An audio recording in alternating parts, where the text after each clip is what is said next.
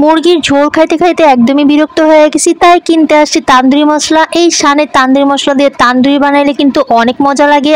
আর আমরা সব সময় তান্দুরি বানানোর জন্য শান তান্দুরি মশলাটা ইউজ করি। এই যে দেখতেছেন ডিম, কোয়েল পাখির ডিম আর হাঁসের ডিম দেখলে তো আমি একদমই লোভ সামলাতে পারি না, আমার কিনতেই হবে। বাজারে যাওয়া মানে ডিম কিনে নিয়ে আসা। এই যে আলু চপ দেখতেছেন, এই আলু চপটা আমার আম্মু কিনে দিয়েছে ঘুষ হিসেবে আমাকে, কারণ আমি তার সাথে বাজারে গিয়েছিলাম। আসসালামু আলাইকুম এভরিওয়ান, সবাই কেমন আছো? আজকে আমি তোমাদেরকে লক্ষ্মী ঘরের লক্ষ্মী মেয়ের গল্প শোনাবো। লক্ষ্মী ঘরের লক্ষ্মী মেয়ে আর কেউ না, সেটা হচ্ছে আমি। সবাই এই কথা স্বীকার করলেও আমার আম্মু কিন্তু এই কথা মোটেই স্বীকার করে না। কি আর করা, তারপর নিজের ঢোল নিজেই পিটাই, কারণ অন্যকে ঢোল পিটাতে দিলে আবার ভেঙে ফেলবে। তো আম্মু কদিন ধরে অনেক দাঁতের প্রবলেম হচ্ছিল, তাই আম্মুকে নিয়ে চলে গিয়েছিলাম দাঁতের ডাক্তারের কাছে। ডাক্তার দেখানোর পরে আমরা বাজারে চলে গিয়েছিলাম বাজার করার জন্য। তো সব দায়িত্ব আমাকেই পালন করতে হয়, কারণ আমি লক্ষ্মী ঘরের লক্ষ্মী মেয়ের জন্য।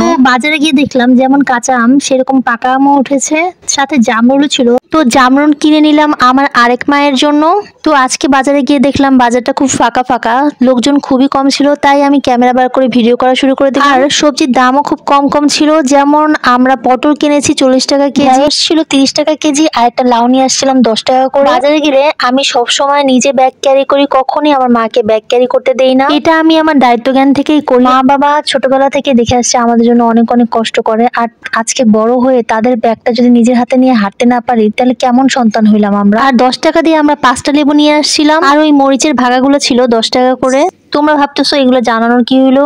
আমি মাঝে মাঝে অ্যাকচুয়ালি বাজারে যাই, আর তখন দেখি যে খুব চড়া দামে সবজি বিক্রি করা হয়। তো আজকে কম দামে সবজি পেয়ে আমি এই জন্য তোমাদের সাথে শেয়ার করলাম। আর এই পাশটা ছিল শুটকি, লটকা শুটকি দেখলে আমার খেতে মন চায়। সেটা যদি পেঁয়াজ দিয়ে মরিচ দিয়ে ভুনা করা হয় তাহলে অনেক অনেক মজা লাগে। তোমরা কে কে আছো আমার মতো যারা লটকা শুটকি ভুনা পছন্দ করো? অবশ্যই কমেন্টস বক্সে জানাবে। যারা আসলে বনশ্রীতে থাকো, আসলে বনশ্রী সবকিছু অনেক চড়া দামে বিক্রি করা হয়, তারা কিন্তু সিপাহীবাগ বাজারে এসে কিনতে পারো। আর এটা হচ্ছে সেই পাইকারি দোকান যেখান থেকে আমরা সবসময় কেনাকাটা করি। সাপ্তাহিক বাজার করার জন্য একটা সুবিধাজনক বাজার। এই বাজারে কিন্তু তোমরা সবকিছু কম দামে পেয়ে যাবে। বাজার থেকে বের হয়ে দেখি ভাজা পড়ার দোকান, আর আম্মু আমাকে খুশি হয়ে কিছু পেঁয়াজ ও আলু চপ কিনে দিল। আমাকে কোনো হেল্প করে শান্তি দিতে পারলে নিজের মনটাও অনেক ভালো হয়ে যায়। গাইস, তোমাদেরকে বলি মা বাবাকে সবসময় করার চেষ্টা করবে, কারণ মা বাবা তো সবসময় থাকবে না। যতদিন আমাদের পাশে থাকবে তাদেরকে আমাদের করা উচিত, তাদের জন্য সবকিছু করা উচিত। তো রাস্তা দিয়ে যাচ্ছিলাম, হঠাৎ করে দেখি ঝগড়া শুরু হয়ে গিয়েছে। দোয়া করতেছিলাম যাতে মারামারি না লাগে, কারণ এতটুকু রাস্তায় যদি আবার জ্যামে বসে থাকতে হয় আসলেই খারাপ লাগে। এই যে আমার পেঁয়াজ ও আলু চপ, চলো গাইস তোমাদেরকে নিয়ে খাই। আর বাকিগুলো আমি খেয়ে ফেলেছি। তো থ্যাঙ্কস ফর ওয়াচিং, টাটা।